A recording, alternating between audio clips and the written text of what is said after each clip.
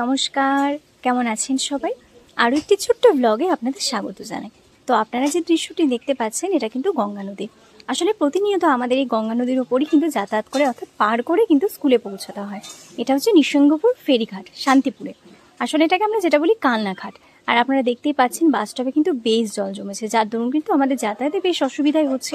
কারণ এই জলটাকে টপকে পার হয়ে গিয়ে তারপরে আমাদের ব্রিজ হয়ে লঞ্চে উঠতে হচ্ছে। তো এই যে দেখতে পাচ্ছেন জলটা কিন্তু সদ্য প্রবেশ করছে, মানে এটা গতকালকের দৃশ্য। আর আজকে তো পুরোপুরি জলটা টুবুটুবুভাবে ভরে গেছে, যার দরুন মোটামুটিভাবে যাতায়াত পুরোপুরি বন্ধ, এবং ফেরিঘাট কিন্তু অফিসিয়ালি ডিএম অফিস থেকে নোটিফিকেশন জারি করে বন্ধ করে দেওয়া হয়েছে। তো এই যে দেখতে পাচ্ছেন আমি কিন্তু টোটোতে উঠে ওই জায়গাটা পার হয়েছিলাম। আর এই যে দুপুল দেখতে পাচ্ছেন অনেকটা ভেসে গেছে। আর একটা অসুবিধা আরও হচ্ছে যে রেগুলার যাতায়াতে যেমন মোটামুটি যদি লঞ্চ ছেড়ে দেয় তাহলে পার হতে 5 মিনিট সময় লাগে, সেখানে কিন্তু পার হতে বেশ খানিকটা সময় লেগে যাচ্ছে। কেন? তার কারণ প্রচুর পানা রয়েছে, যেটা কিন্তু লঞ্চের চাকায় আটকে গেলে একটু সমস্যা হতে পারে, বা কখনো কখনো সেটাকে সরিয়ে দেওয়া হচ্ছে, যার দরুন একটু সময় লেগে যাচ্ছে। তো কি পরিস্থিতি হয়ে রয়েছে আপনারা দেখতেই পাচ্ছেন। আপনাদের এলাকার কি খবর, এরকমই কি রয়েছে অবশ্যই কমেন্ট করে জানাবে। আর এইভাবেই আমাদের রেগুলার যাতায়াত করতে হচ্ছে, কিন্তু দুর্ভাগ্যজনিত কারণে এই ফেরিঘাট বন্ধ, যার দরুন কিন্তু বেশ অসুবিধার সম্মুখীন হতে হচ্ছে।